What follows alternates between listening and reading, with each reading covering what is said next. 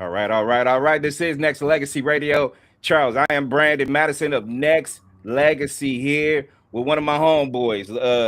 When we was doing radio interviews back in, I want to say 2012, this man has blessed me with multiple interviews on interviews on interviews for well over 10 years. I'm not just a fan. I'm a supporter of this guy. Anything this dude needs or anything in terms of marketing and all that stuff, I'm right here to help support. And you know what I'm saying? I got RBL Posse icon, Black C in the motherfucking house, bro. Salute. Yes, sir, man. Salute. Salute, salute. What's up with it? How you doing? Man, good, good. Just working as usual, man, as you can see out here, No man, doubt. at the studio. Yes, No sir. doubt.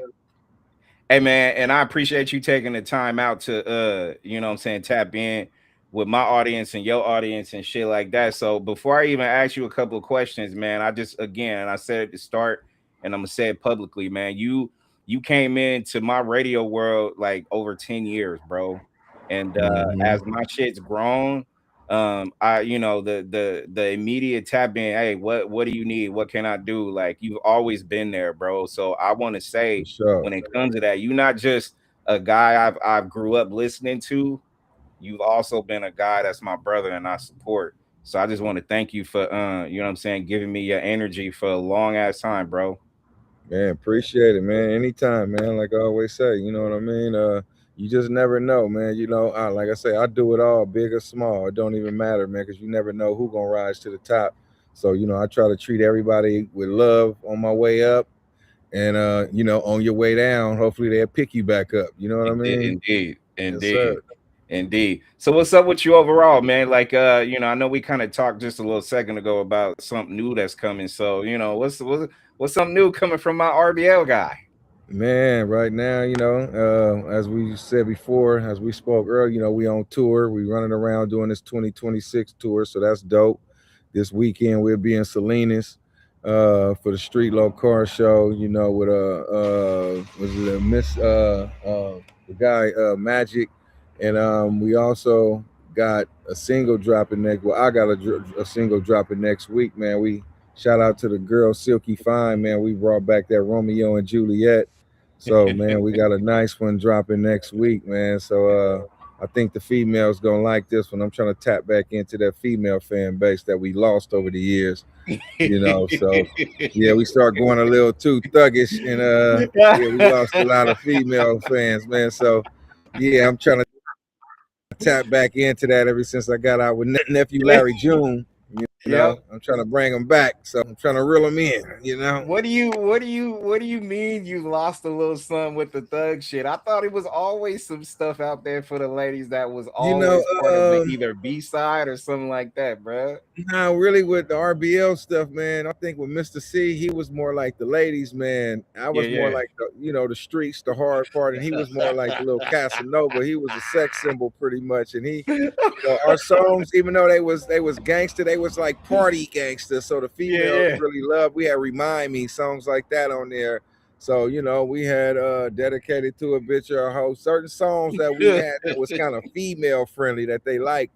And once we lost Mr. C, I was kind of on some eye for an eye. I was kind of Yeah. thugging it, and we lost a lot of the female fan base due to that. So lately, I've been trying to get them back. I've been back outside, man, with the swag right and making nice, more up tempo, trying to cater more to the RBO fan base versus me just kind of like just doing a lot of mob and thug stuff. Yeah. So plus you start getting older, you gotta switch it up, man. You know what I mean? You ain't spinning Well, the block with a Glock all the time, especially nah, like you you can't you start can't reaching do your that late. when you get Yeah, older, man. You got grown yeah, ass yeah. kids now, and you know what I mean? Like it's Exactly. different. It's Exactly. different. Hey, Very. but I'm gonna ask you this because I feel like you've always kept yourself busy, regardless of the situation. If you come Hmm. out with something new hot, or if you know what I'm still doing, shows with legacy tracks or whatever, like how do you keep yourself busy in a world where everybody say it's crowded? Man, really what it is I've been blessed to have came out when I did. So I'm working with that. That give me a leg up just to be part of a group, RBO Posse, that has a solid legacy. You know what I mean? We got a solid Latino fan base. amongst others, Asians, whites, blacks, they all, they rock with us too. But we heavily with the Latino communities. They rock with us. And one thing about them is they rock with old school. They like when it comes to old school shows where you mixing a lot of the young with the old, or rap with soul bands and funk bands. They love that. So even like me right now, it's like a large part of this tour is car shows. Car shows is really associated with the Latino community, like the lowriders and everything. So I think just us being a legacy group, me being a part of a legacy group, it helped my career. And then also me staying chimed in with the younger generation, like a Larry June, who hot right now, Yeah. him being a part of our lineage, you know what I mean, that RBL tree, it helps, you know what I mean? So it helped bring me back to where, it made it fun again. So now I'm back out here. And also you got to deliver with the goods. You got to have good music. You can't just work off your old legacy. Yeah, that'll get me booked in shows, but their ears ain't gonna stay tuned in to what's coming new unless you bringing it. And that's one Right. thing about me. I got back, I kind of pushed back on the production side, and I started really fine tuning my pen game. And I think that's been helping, man. Versus when I was doing both, I was trying to produce RBL, or produce my own stuff on top of writing. I didn't have that much time to put in on the writing, so now I could just focus on my writing. And I've been getting beats from a lot of these up and coming producers or established producers who know what the sound I should have, or not even what I should have. They just making quality music, and so when I get with them, it's chemistry. So I'm loving it right now, man. I'm having fun. It done got me back out the house, in a good way. Yes, sir. Do you feel like you as an artist, like you've like not just through age in terms of like music kind of adapting to this new culture of hip hop, but just you yourself as a person, you think you've evolved more? I know you said your pen game is a lot sharper, but Hmm. just you in general as an artist, as a person, as a business guy, you feel like you've evolved too? Oh yeah, most definitely. Definitely as a person, just losing Mr. C made me swallow my pride and change up. Or like, because man, I probably would have been sitting down doing a lot of time after I Yeah. lost him, just based on who I was, or what everybody kind of like, this facade of RBL or Black Sea, and where I come from, being from that concrete jungle, Harbor Road. A lot of them dudes knew me, and they knew what type of time I was on. But I had to Mhm. swallow my pride and, like, hold my head up high, like, you know what I mean? Is bigger fish to fry. I got to kill him. I got to really not just kill him literally, but just like kill him with success. You know what I mean? Yeah. And staying out here, and that's what I did, and I think that matured me a lot. Just being able to just swallow my pride just on that alone. And like I said, I knew I lost him, and I had to step my game up, because really, Mr. C, I looked at, was the lead rapper in RBL. I was the producer, and that was really what I liked to do. I liked to produce and executive produce, put together the album covers, the artwork, organizing the whole, just choreographing the whole project, from choruses to making sure they organized their raps right. That was my specialty. They rapped. That's him and Mr. C and Hitman was rappers. Like, that's Yeah. their first love. My first love was making beats. And the second thing was, like I said, executive producing, just choreographing everything. So yeah, it made me just evolve as an artist. That losing him made me evolve as a man, and just made me step up, and even just be more, just losing friendships during all that. Just made me really embrace my family a whole lot more. Just made me step up as a father too. So all that happened for a reason. So I looked at Mr. C as a blessing, man, just to kind of expose who I shouldn't be around, and Yeah. show me what I should be doing. So yeah, I definitely evolved big time. You know, So with change comes just, growth. And I feel like a lot of people yes kind of sir. evolve or need to evolve from like where they was to where they want to go, because you can't stay stagnant doing the same shit. Cause I mean, it gets Mhm. outdated, but also you can't be, OG in the streets for too long, because it'll, Nah, one, catch up to you, and two, you just don't have the stamina to be able to do what you once did. So at all. with that being said, like you've continued to just be a trending guy, like, and I feel like personally, the RBL legacy is synonymous with, you know, a lot of other groups and people like that, like Wu-Tang, Run DMC, you Yes, know, classic yes. artists of that or groups of that nature. Like, where do Hmm. you stand? You know, and I know you mentioned just the legacy, C, Hitman, yourself. Where do you see yourself in terms of hip hop culture and the impact you had with it?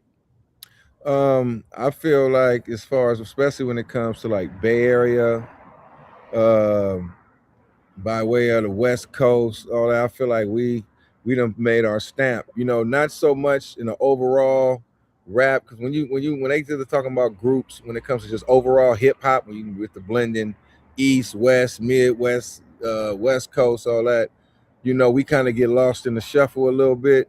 But I Mhm. think when you come speaking on this West Coast, a lot of people ain't gonna let you sleep on it. Wrong, you know, y'all forgot about RB, especially when it comes to the Bay Area or even Frisco alone. Right. They put us up there amongst the greats, and I love that. You know, I wish if we would have, just like 2 hours in, I think that we'll be up there with the Casts and the Mob Deeps and the Wu Tangs and the EPMDs and the Run DMCs when they get the. I appreciate it when they named like the top. I think it was the Rolling Stones or one of them. I can't remember who it was. A double XL. So when they mentioned like the top 50 or 100 groups, they had us up in there. You know what I mean? So I appreciated that they at least recognize, the so, I think we did good as far as our legacy. I kept the torch going to, cause out of sight, you out of mind. So I was able to really keep that torch lit Condolences after to them. losing Yeah. Mr. C. That's hard to do, especially me being 30 years Yeah. in, and I lost him 4 or 5 years in. You know what I'm saying? So I was able to keep the torch lit for 25 years with half the group gone. So it's been a blessing, to where we are right now. People still speak on us, and we still touring based on RBO name. Yeah. So I think we did good. Yeah, and it was the Rolling Stone that put you in there like that. Because when I saw that, I was a guy with pride. Because I got folks I grew up with, you know, in Hunters Point and shit like that over my life, and then me growing up in Oakland too. Like it was a lot of people Hmm. that not just in the Bay though. Like I think the legacy runs deep. So because I know you got studio time, so I'm gonna ask you a couple of Hmm. quick ones. But with this run that you're in right now, because I feel personally, not just as a fan, but as a music guy, like Hmm. you have been with a lot of your solo projects sharper. Like again, you mentioned Pen Right, Game, you mentioned all the shit that you're talking about. It just even the visuals has gotten better. I don't know how you right, able to keep your hair after all these years, bro. But more props to you, bro. Like for real. So right. why do you why and I know you mentioned the legacy, but why do you right now when you could just put it away and just kind of be good? Like why do you still do what you do? It's that I love it, man. I would do this whether I'm getting paid or not. This like this music, man. And I give a shout out. I always mention my boy Budweiser, man. Once he brought this into my life, the music, because I wasn't thinking about music. I was just hustling and trying to figure some things out. And when he introduced me to music and wanted me to be an executive producer and finance the studio, I got bit by that bug. And in there learning that equipment, I fell in love with just the song sequencing and everything. And it's just like I just been blessed that, man, just putting beats together, putting around how everything is just brought together as I start loving it. And right now I'm just having fun with it, man. It's just one of them things where it's fun again. Because like I said, I went through a dark period, man, in 96, from 96 through 97. I say them 2 years was the worst years ever. I really don't even remember them. And Wow. eye for an eye dropped around that time, around 97, and then 96 we lost Mr. C. And it was like one of them things where, man, I don't know. It's just, I thought I didn't want to do it no more, but now, Yeah. just like I said, over the years, just staying with it, listening to certain people like Craig Callum, and shout out Craig, who was president over at Atlantic Records. Him, my brothers, and them. A lot of people saying, "Bro, you was my favorite rapper," and it's me getting out now. It keep me so motivated to run into the fans and hear the stories about them, how they was growing up, or they used to gangbang to the music, or they used to cut school and Yeah. get drunk or high or Bama weed. That Bama weed is the reason they stopped smoking bunk weed, or whatever, man. It's been a blessing. Like it's just woke everything back up, man. I done put out merchandise and it sells out, go to the shows and it's just people sitting there smiling from ear to ear, like, man, Black Sea, like, bro, you just don't know. Like, that keeps me motivated, man. And like I say, with my solo career, it made me want to step my game up. I'm really big on quality control, how RBL is presented, how my albums is presented, from the artwork to the music, the mixes, the mastering. Like, I still do it old school way. I don't just throw nothing together and throw it Yeah. out, and I'm really big on that, man. Like, I don't know, it's just something that I just love doing. So whether it's sale or streams or not, it don't matter to me. My thing is just being able to just keep delivering, whether people stream it or not. And thank God that I have actually a fan base who embrace it and love what I'm doing, man. And they constantly stream the stuff, and I'm winning over, dealing with Larry June, and man, it's a blessing, man, just to be in a position I'm in, especially in this crowded game right now. It's real crowded. So for me to Yeah. come from that era, that golden era, I look at it as from the '90s, man. It's a blessing to still be able to be embraced in today's era.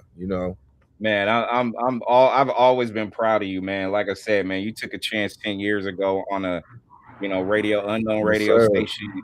And what I'm saying, everything that has transpired since then is all on motivation by the shit you did and still do. So, Love. props for that. So listen, bro, like when it's all said and done, navigating through social media and just kind of winning still in a realm of a crowded arena, like you mentioned, like in the single that you got coming out as next. What do you want to see from these young kids though? Like these young kids to kind of continue this hip hop culture, because like you said, it's been like this for decades, bro. So in order to be Hmm. sustained, what do you want to see from these younger people? Man, for them to really embrace hip hop, and not like right now, I feel like it's being used and abused in so many ways. I just don't think they love it like how when I got into hip hop, I loved it. A lot of them getting into it thinking it's a quick paycheck. They want to do it because such and such got rich doing it, or they want to be like a one hit wonder, or they looking for like a lottery ticket. And it's like, man, just do it out of love. That's what I want to see, more people just doing it just for the art. And I think they'll be more creative, and they just even with they just the videos and everything. I think when you really love what you're doing, you're gonna put your all into it. It don't matter if you're getting paid or not. Because I get tired of a lot of dudes who I used to deal with as far as artists. They come around, they want me to help them, mentor them, and then all of a sudden, if you put it out and nobody's streaming it or buying it, or when CDs was out, nobody was buying their CDs, they just like, bro, I'm finna just go get a job. I don't like this ain't Yeah, for me. It's like, well, that's yeah, why, because you got into it trying to get a check. Just yep, do it out of love. Do it because you trying to, you trying to share some of your experiences with somebody who probably could relate to you. Maybe they grew up in the hood. They trying to find a way out. They want to know that an artist like you is struggling like they is, and you putting it out there on the world for them to see and experience, and maybe you giving them some motivations. Like, just do it out of love, and then that payday might come if you just stay consistent, man. Just stay consistent, stay doing what you love, bro. And it's like, then don't quit your day job. That's the problem. When you quit your day job thinking you're finna blow up and be like Kendrick Lamar or Drake or somebody. So just yep, do it out of love. And if the payday come, the payday come. If it don't, you don't care. You love doing music anyway. You get what I'm saying? So that's what I'm about, man. I do it just out of love, man. And it's just I've been blessed to be able to actually earn an income off of it, and actually live off of my old art, what should I say, my old catalog, and get the residuals. So, man, it's been a real blessing, man. I appreciate every fan. That's why I don't hesitate or stop to even holler at fans and take pictures, man. I do my thing, bro. I constantly stop as soon as they black and I take a picture, man. I appreciate everyone, like every fan to this day, man. I do not hesitate to stop and take a picture. My dudes be, come on, bro, we got to get backstage. You got to go do this and do that. I mean, hold on. These are the people that's important right here. You want me to go back here and take pictures with these rappers who acting like divas? yeah, Man, this is where it count at. Them days, yeah, dudes, I'm gonna hear the same old story. Oh, bro, we yeah. gotta hook up. We gotta do some songs together. We gotta do this and do that. Like, bro, I'm tired of that same old shit. I don't want to hear that week. Like, come on, man, go on and I done ran into this dude 5, 6 times, 7, 8 times over the past 10 years, and we never linked up yet. So it's like, dude, the fans, these are the ones who's buying these tickets. These are the ones that's streaming. These are the ones that's liking my photos and my videos and subscribing. This one I'm out here for, bro. I don't care about going backstage to take pictures with such and such. You know what I mean? Yeah, So that's what it's about to me, man. And I think that's what's been I've been benefiting from that too a lot. You know, I ain't never too big to stop and take a picture or even have a conversation with any fan, you know, big or small, whatever nationality, whatever, man. It don't matter to me. that's real and that's appreciative. And I think all of us who, watched you evolve and never really knew the ins and outs of how you had to get through losing your partners and shit like that or whatever through life, like did know, but you still managed to continue to keep pushing music out and shit like that. So you gotta, be not just commended, but there's a love to it. Like I always say, like if you don't have something to live for and something to die for, it's all bad. Like you're just living. And to me, Right. it's just weird that people kind of got that. Like your business, my business, other people's business out there. Get you something Mm-hmm. that you really want to lock in for. Like that's my kid. I would live for my child and I would die for my child. Same Real thing you talk. gotta apply to your business. That's just like a Real child growing talk. up. You know what I mean? So Yes, before I sir. let you go, so you can go and do your thing in the studio, I'm gonna be nosy. What you working on right now, bro? When you go up there? Right now, yeah, right now I'm working on this song called it's a smoke song we plan on dropping for 420. It's called Smoke Your Own. It's produced by the DJ of Bone Thugs and Harmony. His name Position, man. I'm in there working on that right now. Also about to get back and fine tune these songs I got with Keek the Sneak. Me and Keek the Sneak got an album. It's called Three Times Ruthless. We got 14 songs so far. We finna probably do about maybe 5 more, and then we gonna narrow it down to maybe like the hottest 12 or 13. So we're gonna do about 20, and then narrow it down. But we done artwork done, everything done. So I got my album ready. My album is called Top Hat Music. That one got 17 songs. I got a bunch of people on there from Larry June to Daz Dillinger to dude named R.J. Payne, who Dr. Dre just co-signed, man. So, man, I got a lot of people on there, and also I got Keek the Sneak. We got me and his album, and then I'm doing a bunch of singles, and I'm working on a few like producer, I guess you can call them like albums. But Yeah. DJ Fresh, I'm about to do a couple of Tonight Show. He got the Legends series of the Tonight Show. So yeah, I'm working, man. Besides that, just getting out here on these tours, man, and about to drop some more merch. We got this new blackout jacket that we about to drop the end of March. So man, yeah, I'm just working, man, and just having fun with it. Like I said, it's getting funner and funner.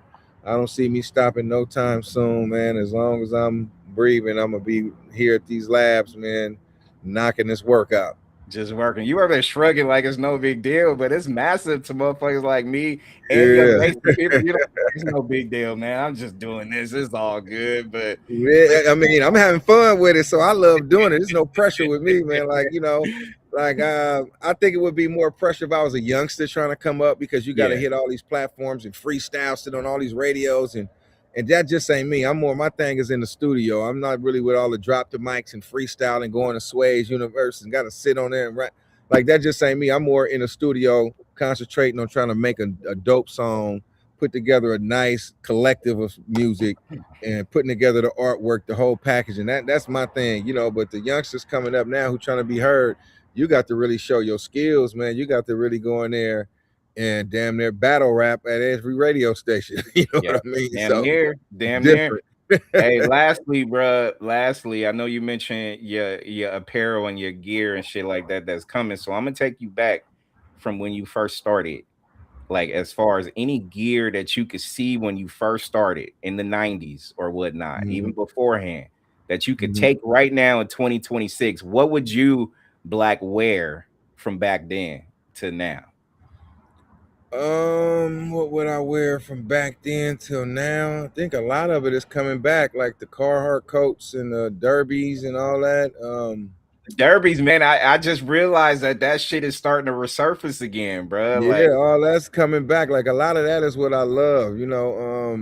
and that's all. Everybody is wearing them now. Just like my boy who be on stage with me doing all Mr. C parts, Alias. He got a whole Dickie Carhartt collection, man, some dope stuff. All the jackets that we used to wear back then, like the Coach jackets and all that. Like he got all that. You know, I just bought me about 4 or 5 derbies, man. Shout out to the Derby store, man. They be taking care of me. I did a ad with them maybe like about 2 years ago.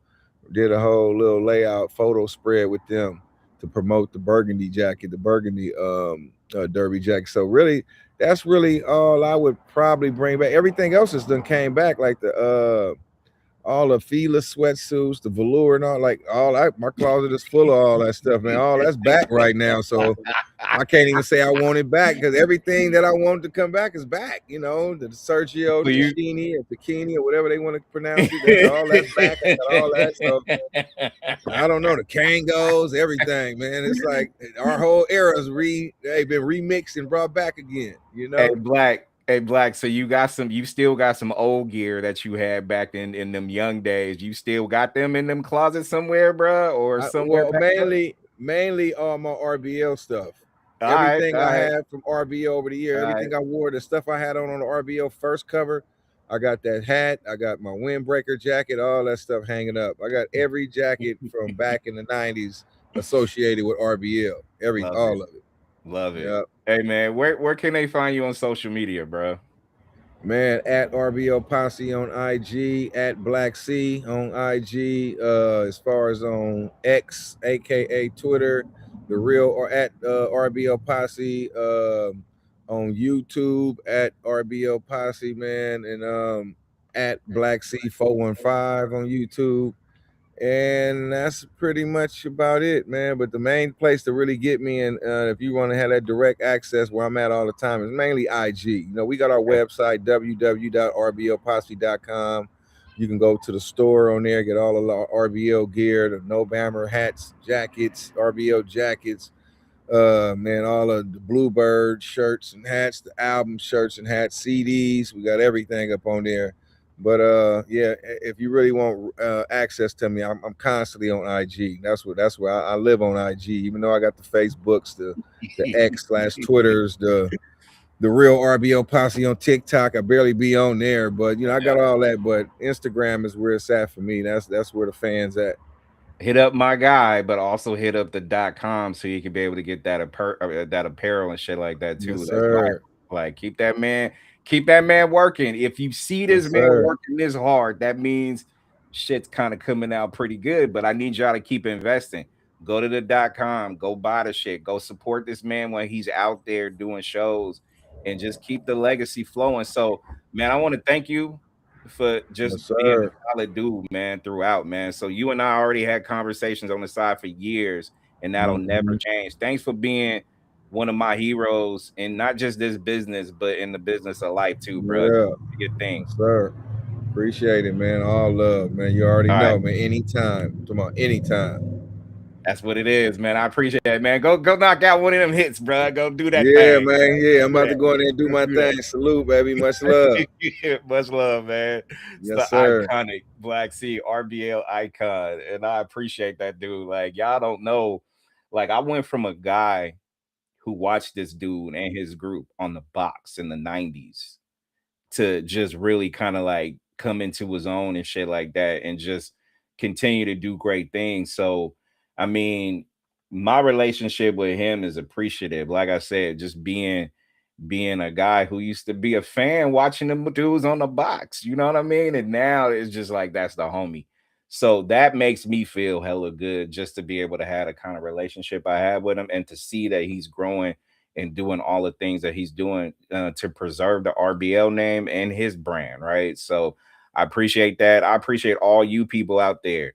Uh uh Facebook Live, Instagram, Discord, LinkedIn, YouTube, all y'all people. I appreciate all of it that you support your boy.